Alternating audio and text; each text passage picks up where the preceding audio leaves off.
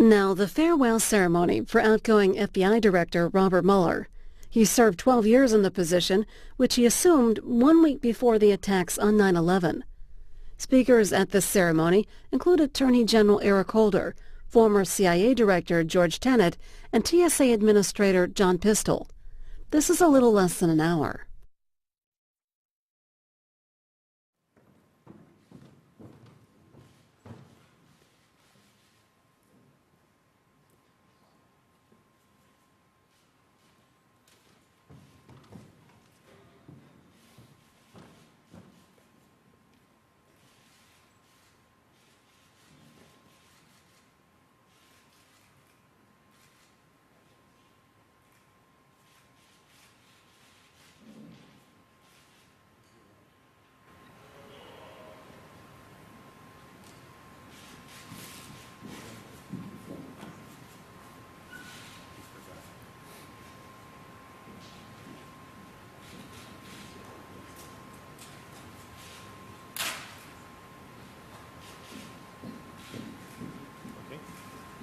All right, well, could you remain standing while we have the presentation of the colors?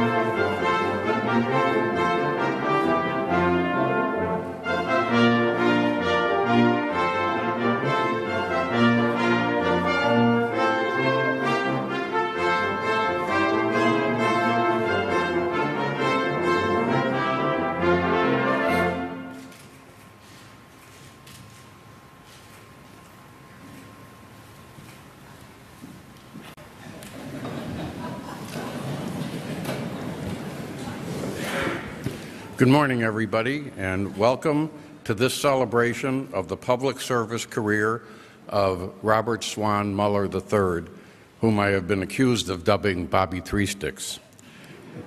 There are far too many alumni and other dignitaries present for me to point out by name, but you will have the opportunity to talk to old friends after this event at the reception in the Attorney General's suite on the 5th floor. But there's one person with us today whom I am compelled to recognize, the brains, charm, charisma, and class of the Mueller family, Bob's far better half, Anne.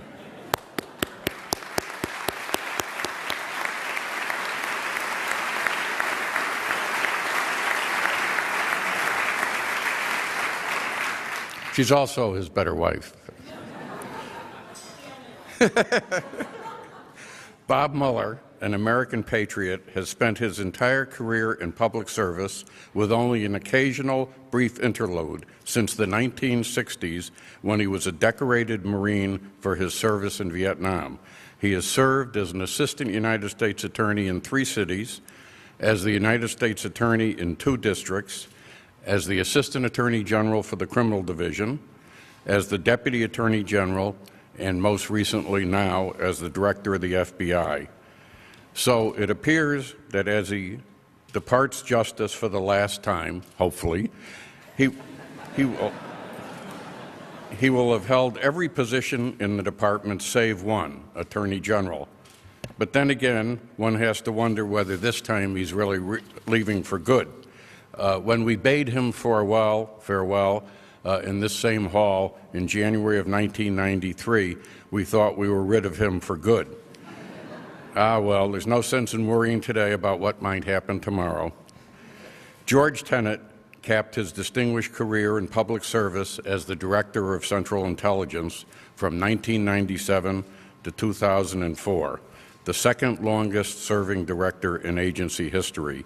In that role, he had the opportunity to work with Bob in the 3 years immediately following 9/11. Director Tenet.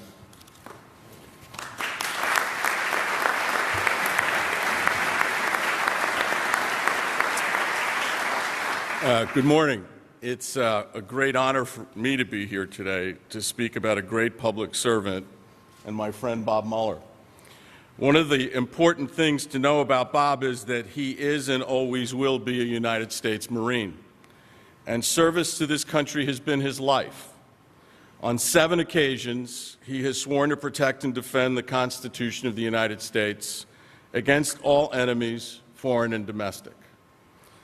And what that has meant for him always is a devotion to duty, to the men and women he has served with and led, to upholding the law, to speaking bluntly and directly, and as a young second lieutenant in Vietnam, to putting his life on the line. He won a Bronze Star and a Purple Heart. His Bronze Star citation in part read, "Second Lieutenant Mueller moved fearlessly with complete disregard for his own safety and personally led a fire team to recover a mortally wounded Marine who had fallen in a position forward of friendly lines." Bob Mueller has never changed. His life has been defined by trust, discipline, and honor. Now, when I first met Bob Mueller in the summer of 2001, it was a bit daunting, a little bit like the clash of civilizations. The scene would be cast as a Brahmin from mainline Philly, St. Paul's, Princeton, a high Protestant with a locked jaw, blue blazer, khaki pants, penny loafers, maybe a little Vitalis and Old Spice to boot, meets first-generation Greek diner kid from Queens who had never played golf. Yes, yet. Very soon after 9/11, a special relationship was born that allowed 2 great organizations to work with a common spirit that has continued to grow to this day.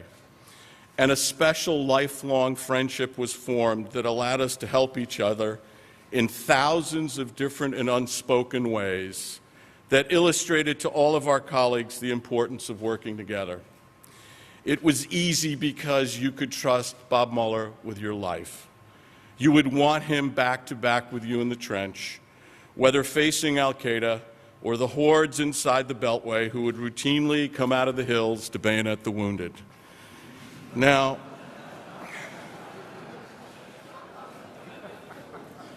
everybody who served knows what I'm talking about. Now, Bob, I am going to tell this story about how much Bob and I love testifying together. Mr. Attorney General, I know you love testifying. But Bob, you see, had a very unique way of doing this, and the first time I testified with him, you know, he sat there like a choir boy and never moved. And I said, you know, Bob, you have to learn how to emote a little bit. And he said, I can't emote. I've been trained as a prosecutor. We're not allowed to show emotion. So I figured I got to change this. So we'd sit next to each other, and you know how before you start testifying, witnesses usually cup their hands, and everybody thinks we're saying something profound to each other at the moment. Well, Bob and I would be in the middle of a testimony, and I would cup my hand and say something to Mueller like, Bob, isn't that the dumbest question you've ever heard in your life? Shut up. Here it comes, Bob. Swim, Bobby, swim.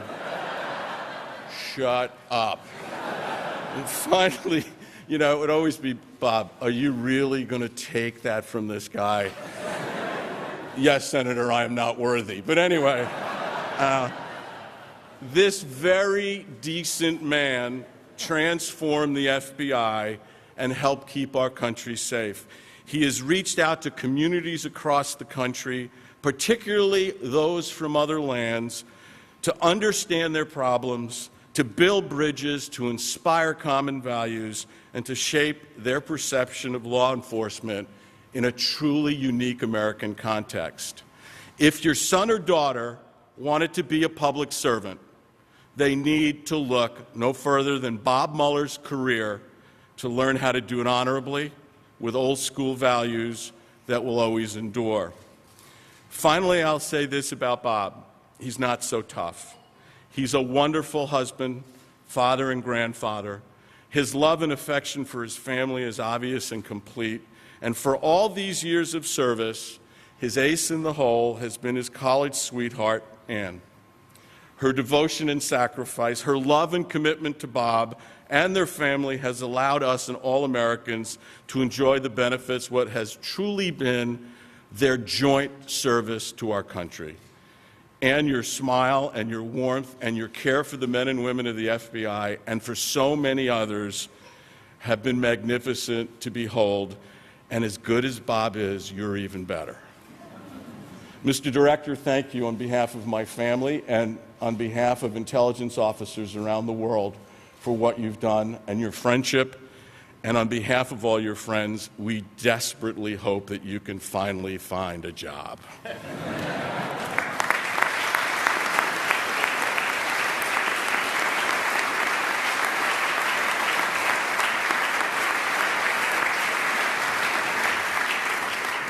Thank you, Director Tenet.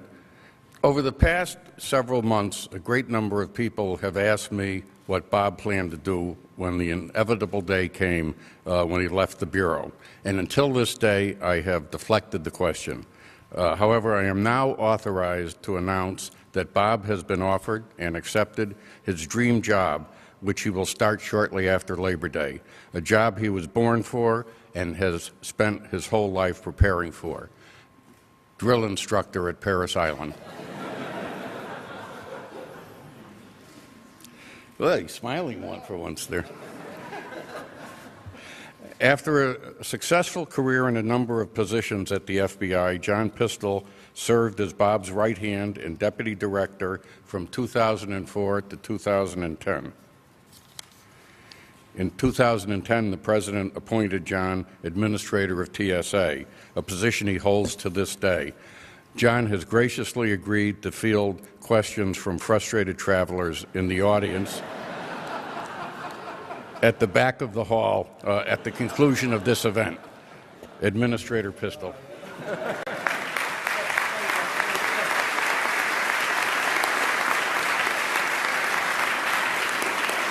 The privileges and opportunities of being the TSA administrator. Thank you, David. So let me say a few words about Director Mueller. Bob, traits, if you will. So obviously, the first thing that comes to mind, I think, for most of us is a leader, a man of character and integrity, a distinguished and dedicated public servant, humble, principled pragmatist, an innovator and motivator. And so now a few words about those few words. Under Director Mueller, he directed and implemented what is arguably the most significant change in the FBI's 105-year history. I think historians may debate what has been the most significant, but I would suggest that that is what has happened in the last 12 years is the most significant sea change for an organization such as the FBI. We all remember the MI5 debate, whether the FBI in a post-9/11 world could handle the traditional law enforcement responsibilities that it was known for, and also collect intelligence that contributed to national security and share that intelligence. And so it's good that George Tenet is here this morning, because it is because of George and his cooperation, collaboration, sending 20 reports officers over to FBI headquarters shortly after 9/11, which then became the baseline for the Director of Intelligence that allowed the FBI, enabled the FBI to continue that transformation. So in addition to all the pundits and all the critics, we had the official inquiries, the 9/11 Commission, of course, the WMD Commission, the President's Foreign Intelligence Advisory Board, formerly known as PIFIAB, his own Directors Advisory Board, all giving suggestions, advice, input as to what the FBI needed to do. And then, of course, there are the subject matter experts, some who actually knew what they're talking about, and then most of the others who are also giving their views to Bob Mueller. And so during this time, he, I would say, adeptly and successfully navigated through all the different and sometimes competing views on who the FBI should be and how they should carry out their mission. And it's because of that that the FBI today is able to serve a vital national security mission. Now, I mentioned he is humble. In spite of his significant accomplishments, a few of which you've heard here this morning, and many which are not known and probably will never be known because of his humility, Bob has never been one to seek out the limelight. He's always been quick to give others credit and to mentor others, such as myself. And I think if Wanda could verify this, but I don't think when we talk about reporters, I don't think there's a single reporter on Bob Mueller's speed dial. We could check that just to make sure. But let me just give one example of all the traits that I've mentioned. So several years back, one of Bob's favorite agencies, the Office of Inspector General, did a mildly critical report on the FBI's use of national security letters, just about some procedures and protocols and perhaps a forerunner of some of the things we're having on today. So Bob decided to hold a press conference at FBI headquarters. Now you think about that, the last 12 years, how many press conferences can you think of that Bob Mueller held at FBI headquarters? So envision this in the Webster room. We have tables set up basically in a U shape. So two lines of tables with reporters just jammed in there because they saw some possible blood in the water and circling and all this. And then the director and the deputy director at that time, happened to be me, seated at the end. And the notion was to have everybody seated because that would kind of keep everybody at ease. So he starts off his statement, and in the course of that statement, he said, "You may ask, who is responsible for this, these shortcomings, and who is accountable?" And without missing a beat, he turned to me and he said, "Of course, the deputy director is." No. That may be a slight variation of facts there. So obviously, being the principal leader that he is, always has been, he said, "I am responsible and I'm going to fix this." So that part about fixing, that's, I mentioned that he was a motivator. That's when the motivator part of Bob Mueller came in, really kicked in, and I do mean kicked in. So we did get it fixed there. And as long as we're talking a little bit of inside baseball, there's a phrase that's well known on the 7th floor over at FBI headquarters that has been uttered a few times in the last 12 years, and Sean Joyce is here, and I'm sure has heard it maybe once or twice in the last 2 years. deputy handle. So all good leaders need to know how to delegate, and that's something that happened from time to time. And I thank you for those lessons, Bob, because in my 3 years at TSA, I've learned some of the benefits of doing that. So a couple brief points to wrap up. Bob, as you and Ann leave government service and as you start traveling without your security detail, there's a couple of words you need to know that will be very important to you, and that is TSA pre-check. Trust me on this one. Now you know why you were invited. That's right, that's right. There you go. And so finally, on behalf of all the men and women of the FBI who've had the privilege and honor serving with Mr. Director Bob Mueller these last 12 years, let me express profound appreciation and gratitude for what you have done guiding the Bureau through a tumultuous time with integrity and distinction. And on a personal note, just to say thanks for the privilege of serving as one of your deputy directors, for encouraging me and teaching me lessons in leadership which I have had the opportunity to use. And now, as you and Ann do go into that next chapter of your lives, best wishes and Godspeed in all you do. Thank you.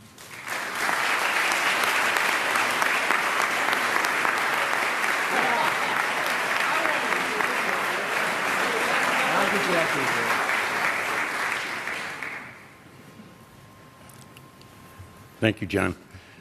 I think that two brief anecdotes are quite illuminating about this great department, this Attorney General, and Director Mueller. One day in the mid-90s, not long after he left the position of Assistant Attorney General for the Criminal Division for private practice at the beginning of the Clinton administration, Mueller called me and advised that U.S. Attorney Eric Holder had offered him the position of senior litigator in the homicide unit of the U.S. Attorney's Office in D.C. Bob wanted to take the job, but he recognized that he had been a political appointee of the immediately previous administration, and he did not want to accept this position in the career service if it would cause any discomfort at Main Justice, so he asked me to run the traps. When I brought the question to the then Deputy Attorney General, she said with her customary subtlety and tact, "That's a no-brainer. Everyone knows that Mueller is an outstanding prosecutor, and Eric is fortunate to get him, period." When I later asked Bob why he wanted this job, less pay than private practice, obviously, and not as prestigious a title as his Assistant Attorney General job, he replied that he wanted to give something back to this community, and this was the best way he knew how to do it. A couple of years later, I was looking for an outstanding candidate to serve as interim United States Attorney in San Francisco after a sudden vacancy, and I was at a dead end in my search. I advised then Deputy Attorney General Holder of my failure, and he said, "Call AUSA Mueller and see if he will go out there on a temporary basis." The rest is history. He did such a good job as the interim United States Attorney that President Clinton appointed him to that position.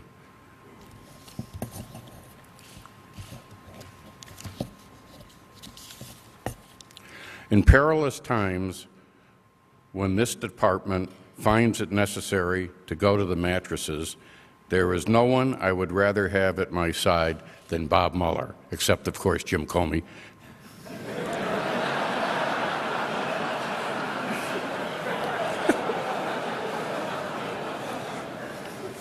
I admire him, I respect him, and as much as I hate to admit it, I do love the guy.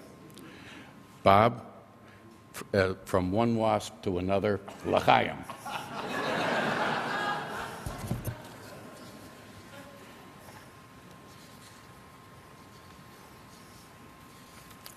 Give me a moment to collect my thoughts here. I'm not used to complimenting the director. One of the perks of spending almost a half-century in this department is the opportunity to watch a raw, talented honor grad mature into a polished department leader. Jim Cole, like the Attorney General himself, is a perfect example of this process. He handles his assignment as Deputy Attorney General in the most challenging times decisively, effectively, with grace, and never losing his marvelous sense of humor. The Deputy Attorney General of the United States.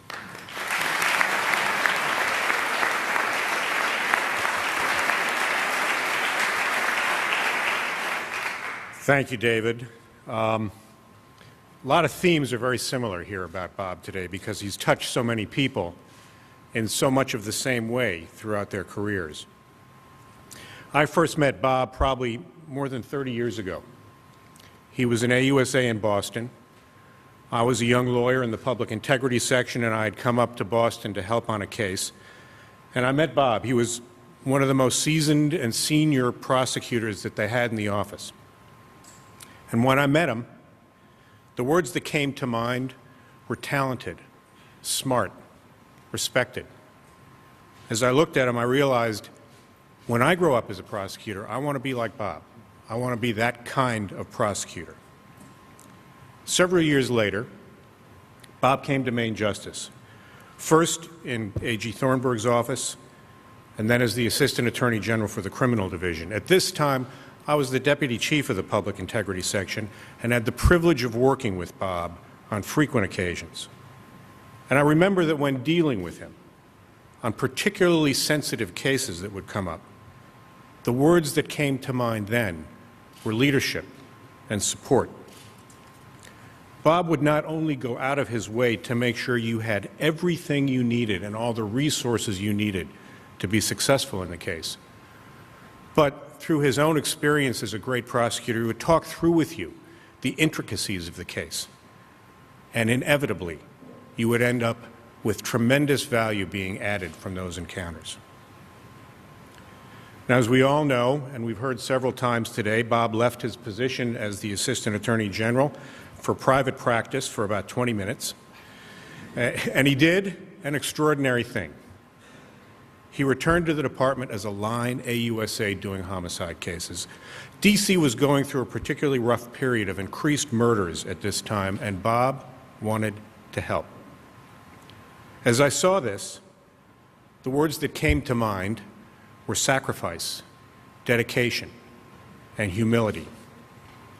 He saw a problem in the community that had to be solved, a public service that had to be done, and he did it. Without any fanfare, without any glory, without any reward.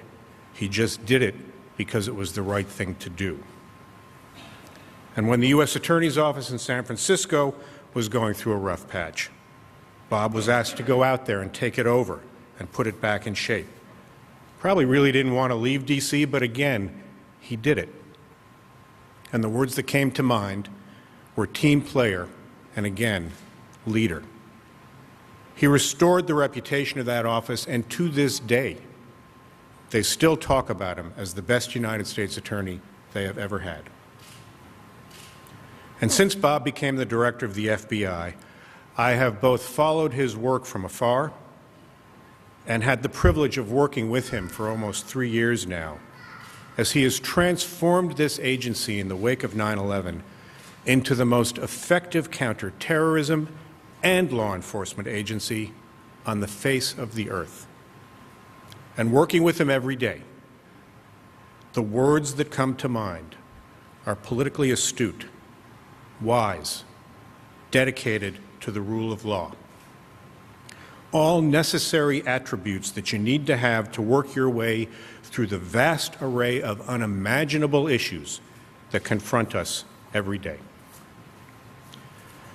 So, here we are, trying to sum up the career of a man who has had all of these roles, done them in an exemplary way, and displayed the kind of character that we all want to emulate, who has given virtually his entire career to his country and has done it in a way that serves as an example to the world of what we stand for as a nation. And when I put that all together, the word that comes to mind best to describe Bob is patriot. Bob, thank you, not only for what you've done for the Department of Justice and for the nation, but thank you for all I've gained from having had the privilege of getting to work with you over so many years. I wish you well, my friend.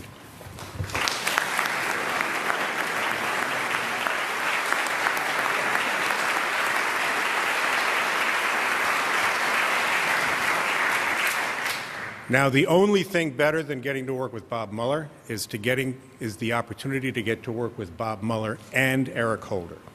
Both are public servants in the same mold, where getting it right, the merits, the rule of law, and ethics mean everything. This is the kind of department that the two of them together have established. It's my honor, ladies and gentlemen, to present to you the Attorney General of the United States.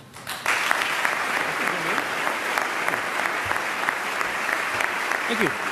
Good morning.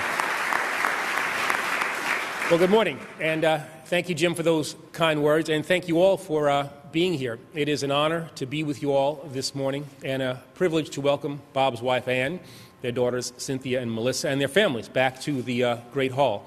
Now, as anyone who knows Bob can tell you, his passion for his work is exceeded only by his dedication to his family, so it's great to have all of you here with us, including the little one who took a little detour there. I also want to welcome each of our distinguished guests. Too numerous to mention, I guess, but we have former attorneys general, former heads of the FBI, the head of MPD. We have members of Congress. Senator Robb, good to see you. We have present head of the CIA. Good to have you all here with us. The former and current Justice Department officials here today, I think, is an indication of the esteem with which Bob is held. But I want to thank you all for taking the time to be here with us today.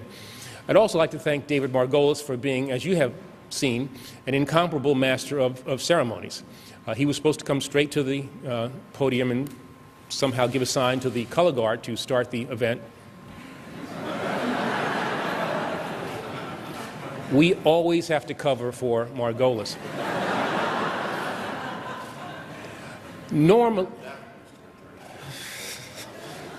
He's out of here.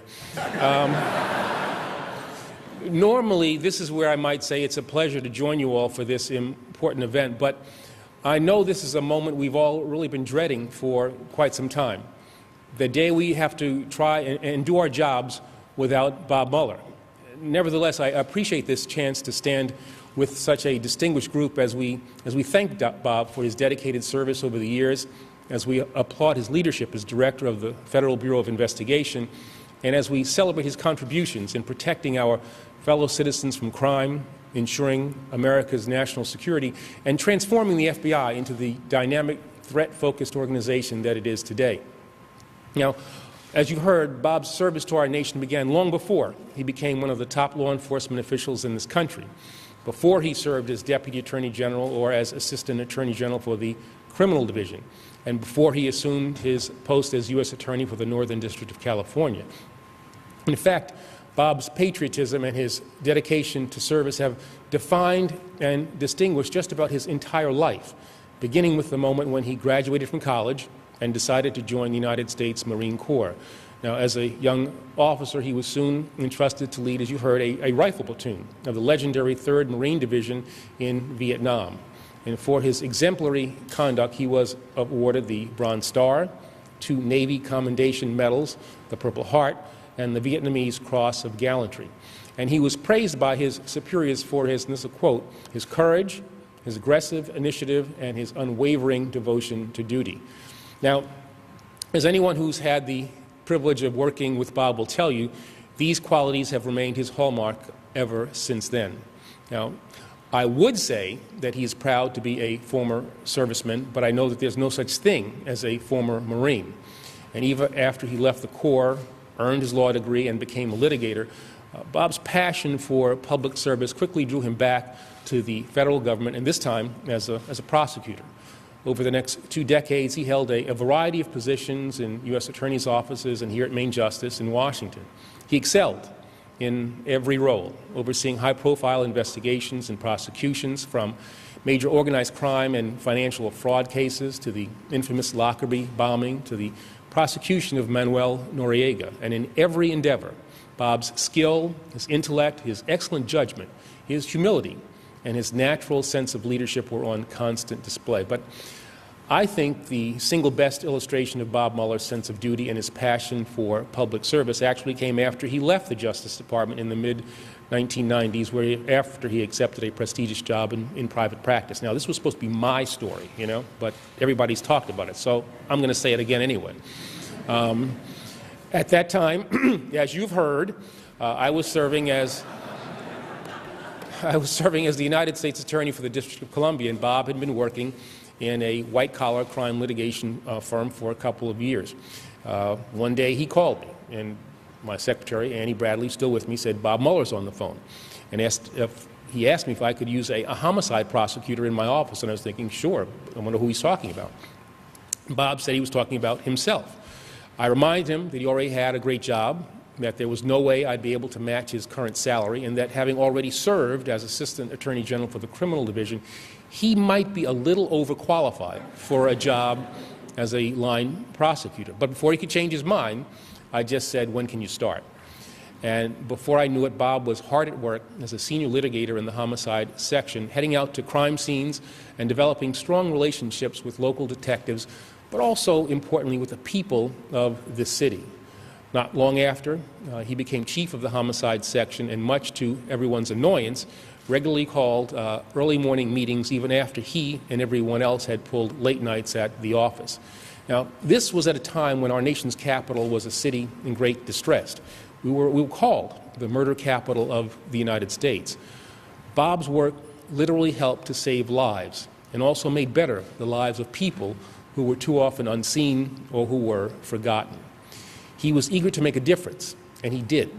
And he was determined not just to get back on the other side of the courtroom, but to serve the people of this city, to make our community safer, and to represent the interests of the people of the United States.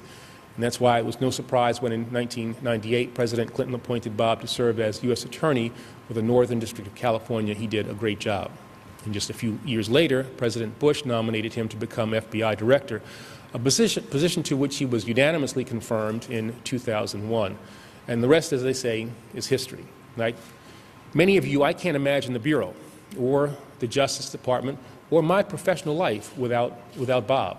Since I took office as Attorney General in 2009, he and I have started nearly every day together, being briefed about the most serious recent threats against the United States and American citizens around the world.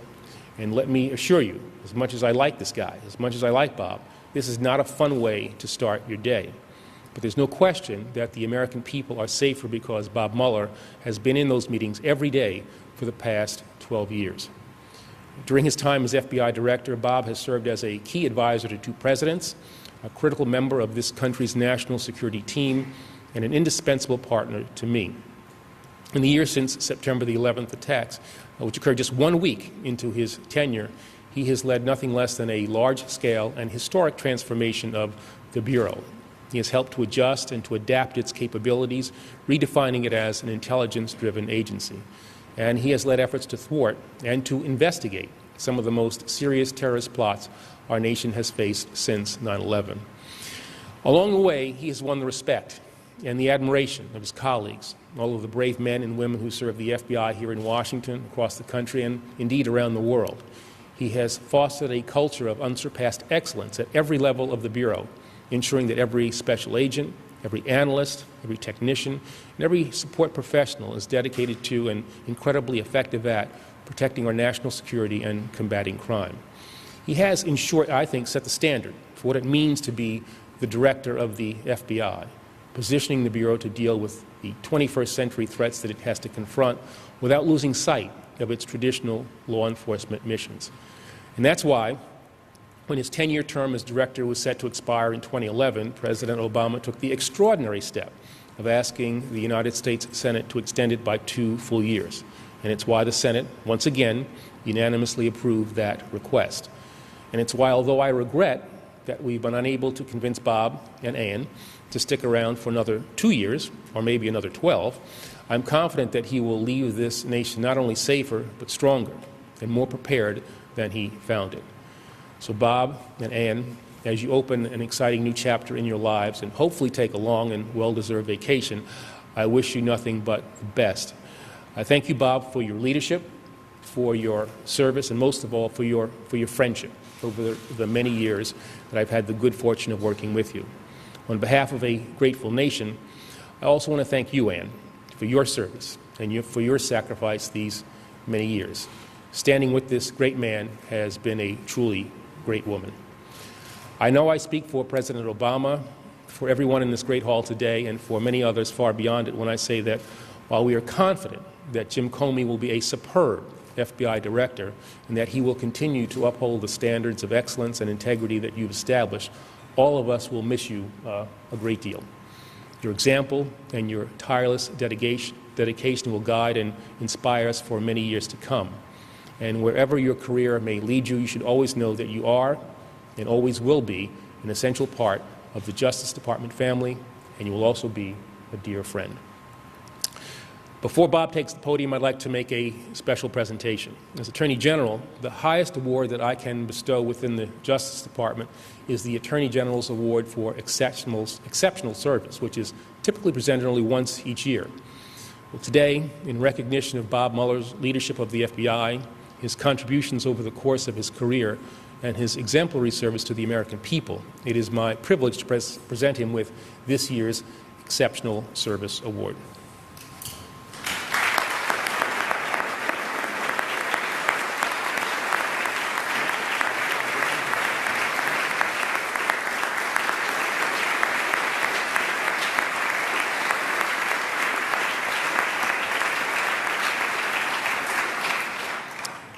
Because of sequestration, he gets to hold on to it, but then I take it back. There is actually only one of these per year now. It is now my great pleasure to introduce the Director of the Federal Bureau of Investigation, Robert Mueller.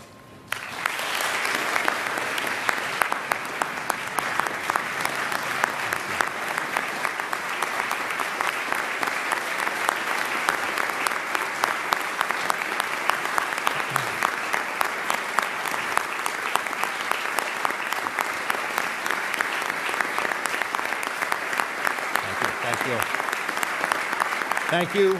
We got to get out of here. Thank you. Thank you. Thank you. And thank you, all the speakers, for that hyperbole. It's always a pleasure to hear that. Each of you will be gratified to know that my farewell speech will be half as long as George Tenet's farewell speech when he left the agency.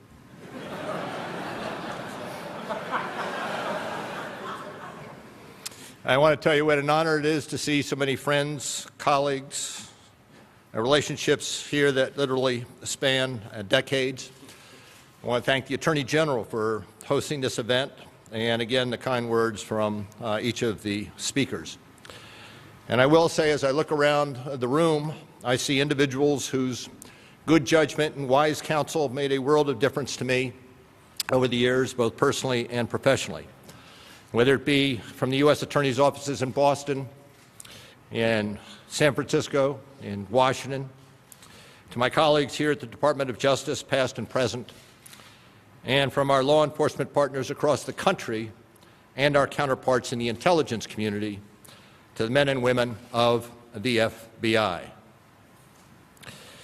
I will say, George, I was appreciative of your comments about testifying, but I will tell you that George has a selective memory. When we were testifying, it is true that George would complain bitterly about the tenor of some of the questions and would try to get me to smile.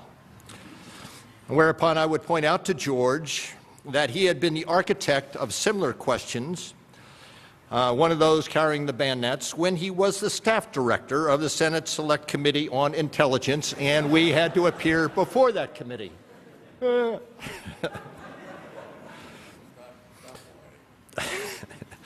Let me say that I've been blessed with three families: my own family, my Marine Corps family, and my Justice and FBI family.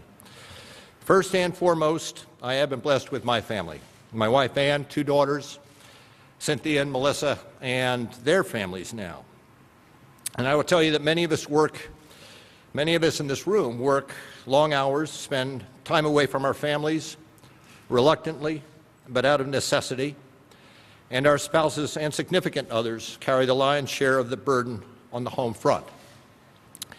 I must say our being absent from home may, upon occasion, be seen by some in the family as perhaps a plus. And I am reminded of one of my favorite stories, which comes from a police officer who was a graduation speaker in one of the classes of the FBI's National Academy. For those of you not aware, the National Academy program provides training to state and local law enforcement officers at our Quantico facility over a 10-week period. And as this story was related, sometime after this officer graduated, he was reminiscing at the breakfast table about the good times he had at Quantico.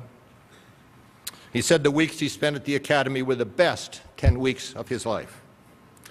His teenage daughter looked at him and said, "Dad, to be perfectly honest, they were the best 10 weeks of my life, too." I must have told that story 100 times. Regardless, I want to thank my wife and my daughters for their patience, understanding. I could not have served in these positions without their support. I have also been blessed by being part of the Marine Corps family. The Marine Corps taught me the value of service, sacrifice, and discipline, the value of leadership, teamwork, and integrity, lessons I could not have learned in quite the same way elsewhere, and lessons I have tried to carry with me throughout life. And lastly, I have been blessed with my justice and my FBI family. As has been pointed out, I have spent the better part of my career, and I would say the best part of my career, with the Department of Justice and the FBI. I have been fortunate to work with old friends and new colleagues alike, individuals of honesty and integrity. This includes, on the one hand, Margolis, better known to all of you as Methuselah, and on the other hand, my executive assistant, Wanda Seifert, known to many of you. Wanda is often said, perhaps accurately so, to be the one who runs the Bureau, particularly because of her common sense, her organizational skills, and I might add her intimidation factor. All of you know Wanda. Please thank her for the years of service.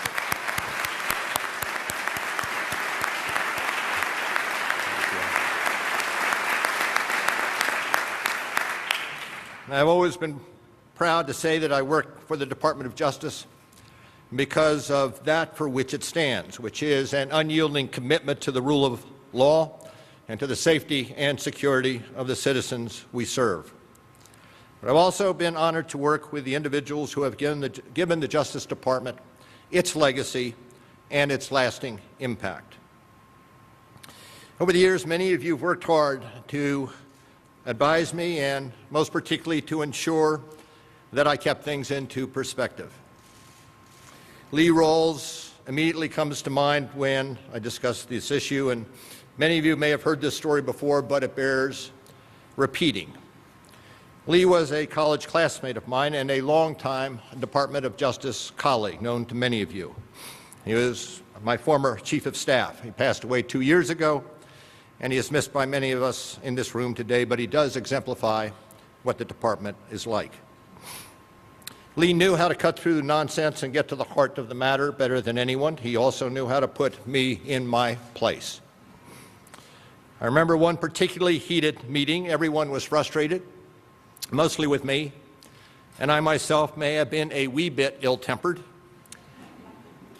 Wanda's laughing. Lee sat silently and then posed the following question out of the blue. What is the difference between the director of the FBI and a 4-year-old child? The room grew hushed, and finally he said, height.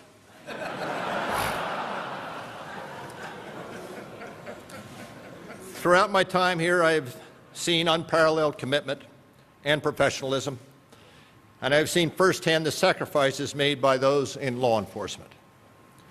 Some of our darkest days are those on which we lose special agents, lose them in the line of duty, days that remind us of the grave danger our agents, our officers, and deputies willingly assume.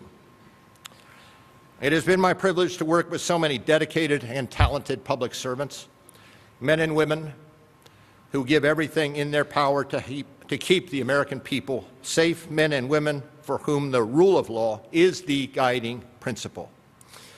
And let me close by saying that the opportunities I have been given in the Marine Corps, in the Justice Department, and at the FBI have been gifts that I did not anticipate and for which I will be forever grateful, for I have loved serving in each of these organizations. And while it is difficult to leave this family, I leave knowing that the work will continue under the leadership of individuals in the Department of Justice and in the FBI alike, who embody the FBI's motto of fidelity, bravery, and integrity in the truest and best sense of those words. Thank you.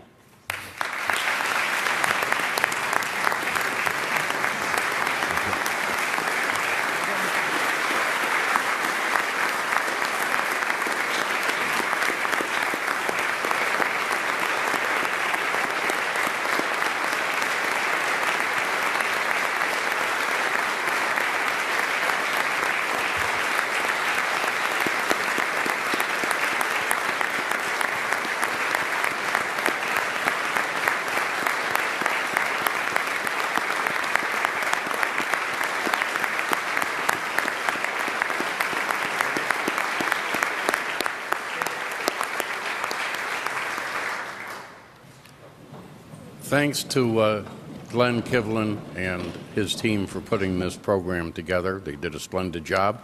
That concludes our program, and we'll see you all upstairs. Thank you for coming.